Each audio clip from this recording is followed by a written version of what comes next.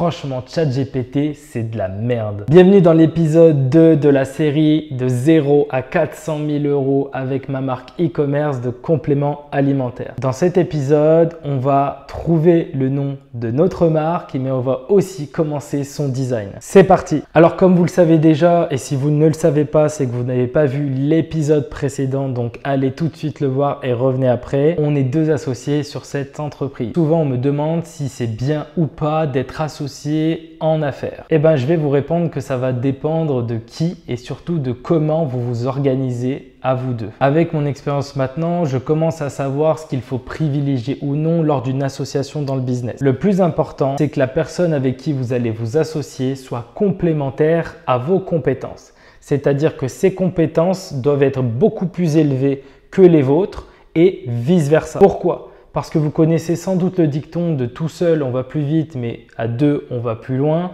Et bien en fait vous allez aller plus loin uniquement si la personne avec qui vous associez sait faire des choses que vous ne savez pas faire et inverse. Si vous avez les mêmes compétences, vous êtes fort dans les mêmes secteurs, dans les mêmes choses, et ben vous allez voir que finalement ça va peut-être vous ralentir ou du moins ça ne va pas vous permettre d'aller beaucoup plus vite. Et souvent lorsqu'on a les mêmes compétences et les mêmes points de vue sur des sujets très précis, on risque de créer des petits conflits qui vont vous faire ralentir, perdre en confiance et du coup, peut-être ça va se voir sur votre résultat. Donc, vous vous demandez quels sont mes points forts et quels sont les points forts de mon associé. Eh bien, je vais vous les raconter. Il faut savoir qu'après 10 ans dans la création digitale, la transformation digitale, mes compétences sont beaucoup centrées sur la gestion publicitaire, que ce soit Google, Facebook ou tous les autres réseaux sociaux. Je fais également beaucoup d'automatisation pour que nos process soient beaucoup plus simples et qu'on prenne plus vite des décisions. Et je m'occupe également dans cette marque de tout ce qui est boutique en ligne. Vous verrez qu'on va passer par Shopify et c'est moi qui m'occupe de gérer tout ça. Lui, de son côté, c'est un expert du branding, c'est-à-dire qu'il va pouvoir vous créer l'image de marque qui va nous servir pour la boutique, pour les ads, pour les réseaux sociaux et ça c'est très important. C'est ce qui va vous permettre de paraître vraiment très pro et vous démarquer de la concurrence avec tous ces sites de dropshipping. Il s'occupe également de la stratégie autour de la marque et de tout ce qui va être relations presse, relations influenceurs et tout ce qui va être fournisseur. Du coup, vous l'aurez remarqué, on n'a pas du tout les mêmes compétences. Par contre, de par nos anciennes expériences entrepreneuriales, on sait travailler aussi sur certaines des compétences de l'autre, tout simplement parce que c'est très important de comprendre ce que fait la personne avec qui vous travaillez, parce que parfois, à force d'être concentré sur une tâche qu'on connaît par cœur, on risque d'oublier certaines choses, de manquer d'inspiration et si votre associé sait un minimum de quoi vous parlez, il va pouvoir vous aider et vous débloquer de certaines situations. Donc finalement, vous ne travaillez pas chacun de votre côté, vous allez travailler ensemble, mais vous allez avancer plus vite parce que chacune de vos compétences vont être complémentaires et vous allez monter tous les deux beaucoup plus vite et beaucoup plus fort. Alors comme je vous l'ai dit dans cet épisode, on a enfin trouvé le nom. Mais il faut savoir que c'était une galère pas possible. Pour trouver le nom, on s'est dit qu'on va commencer par réfléchir par nous-mêmes. Alors, ça peut vous paraître bête dit comme ça, mais à l'ère de l'IA et tous les outils qui sortent chaque jour, la plupart des gens ne pensent pas par eux-mêmes et vont directement utiliser les outils pour écrire des textes, faire des images ou même réfléchir. Du coup, nous, on s'est dit, on va réfléchir avant et si besoin, on va demander à notre vieil ami ChatGPT de nous aider à trouver un joli nom pour notre marque. Et bien, c'était une sacrée galère, tout simplement parce que chacun avait un avis un peu différent sur ce qu'il attendait de la marque.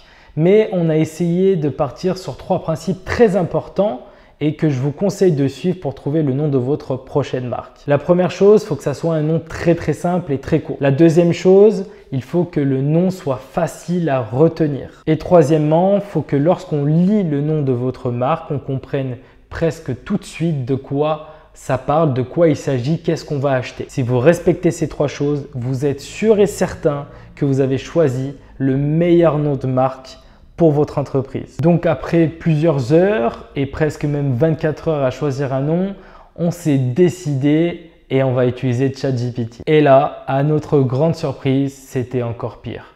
Parce que franchement, ChatGPT, c'est de la merde. En fait, le problème avec ChatGPT, c'est qu'il va vous proposer plein de noms. Vous allez pouvoir lui donner des conditions et surtout lui dire que vous voulez quelque chose qui ressemble à ça, qui dégage certaines valeurs, qui fait comprendre que votre produit c'est ça, que vous vendez ça. Mais ChatGPT, en fait, il a une source d'imagination tellement infinie qu'à force de lui demander des noms de marques, que vous n'êtes pas satisfait, que vous lui en redemandez encore et encore et encore, vous avez tellement de choix que vous ne savez plus quoi choisir. Et donc après des longues heures à utiliser ChatGPT, on s'est dit qu'on va faire une pause et revenir le lendemain peut-être avec une meilleure idée. Et croyez-moi, c'est ce que je vous conseille de faire. Prenez le temps de dormir sur des idées auxquelles vous avez eu tout au long de la journée parce qu'au réveil, vous allez avoir de bonnes surprises. Et nous, ça a été le cas. Le lendemain, au bureau, on a discuté et au final, on a décidé d'appeler notre marque Pollen. Alors notre marque, c'est Pollen, mais attention, elle ne s'écrit pas comme le pollen, donc P-O-2-L-E-N. Non, non, non. Évidemment, on a fait un peu différemment.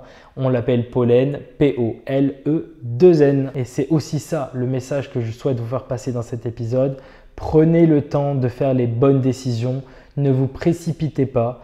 Parce qu'une fois que vous avez choisi et que vous êtes bien avancé, vous n'allez pas vraiment avoir la possibilité de tout changer depuis le début parce que ça va impliquer énormément de temps et surtout beaucoup d'argent. Ce qui a été beaucoup plus cool, c'est qu'avec ce processus, on s'est dit qu'on va tout de suite essayer de chercher un slogan pour notre produit. Et ça, pour le coup, ça s'est passé beaucoup plus vite. On s'est dit, on a un produit qui est hyper intéressant et qui est surtout 100% naturel. On sait que notre produit agit sur certains bienfaits du corps humain. Du coup, on s'est dit, ok, si on mélange tout ça, on va peut-être pouvoir réussir à sortir un slogan qui claque. Ce que je vous conseille lorsque vous cherchez un slogan pour votre entreprise, il ne faut pas chercher à trouver des phrases bien trop stylées tout simplement parce que le slogan est quelque chose de stylé qui vient accompagner la marque. Non, non, non.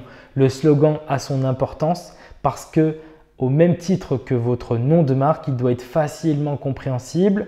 Alors, la différence est surtout qu'il peut être un peu plus long que votre nom de marque, mais il doit être distinguable et surtout, lorsqu'on le lit, ça doit bien sonner, ça doit être fluide à la lecture. Du coup, nous, on a décidé de choisir Pollen, la nature au service des performances. C'est simple à retenir. Ça claque quand on le dit, c'est assez fluide et surtout, ça explique concrètement qu'est-ce que notre produit et surtout, qu'est-ce qu'il va proposer à la personne qui l'achète. Pollen, parce qu'on vend du pollen du pain.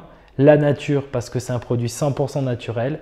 Au service des performances, parce que c'est un produit qui va vous aider dans vos performances sportives, mais également tout au long de votre journée, de votre quotidien. Bingo, on a notre nom, on a notre slogan.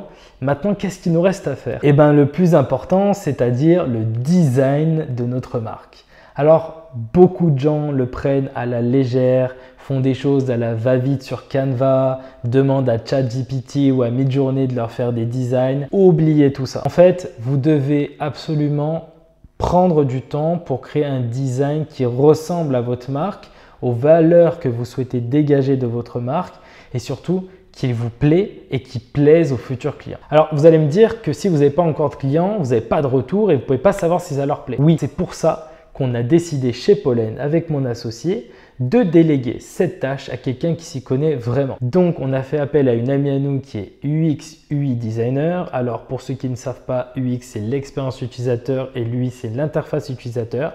Donc, en d'autres termes beaucoup plus simples, c'est la personne qui va s'occuper de créer le design, qui va plaire visuellement aux personnes qui vont aller sur la boutique et surtout, lorsqu'ils vont se déplacer dans cette boutique, tout va leur paraître beaucoup plus simple et beaucoup plus ergonomique et vous verrez que ça va augmenter même le nombre de vos achats et le taux de conversion. Avant de demander à la designer de faire ce travail, nous lui avons dit ce qu'on attendait de la marque et ce qu'elle devait dégager pour nous. Tout simplement, c'est une marque avec un produit 100% naturel.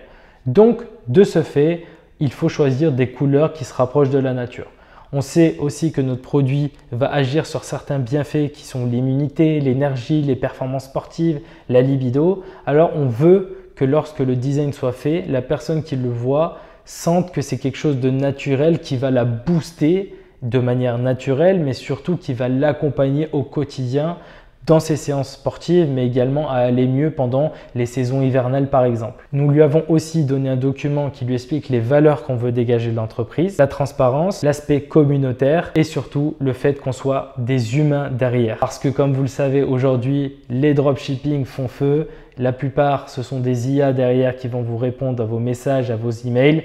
Et nous, on voulait vraiment avoir et garder ce contact humain qui va nous demander un peu plus de travail, mais qui à la fin, vous allez le voir dans les prochains épisodes, vont faire toute la différence. Donc, en attendant que notre designer nous sorte le design et surtout le logo, nous, on va se consacrer à choisir nos fournisseurs pour notre pollen de pain. Et ça, c'est ce qu'on va voir dans le prochain épisode. Alors si ce n'est pas déjà fait, abonne-toi pour ne rien louper. Et comme je le dis tout le temps, dans ces vidéos, vous avez aussi plein de conseils pour lancer votre marque et surtout pour éviter les erreurs que nous, on a fait. Alors, on se dit à bientôt dans le prochain épisode. Ciao!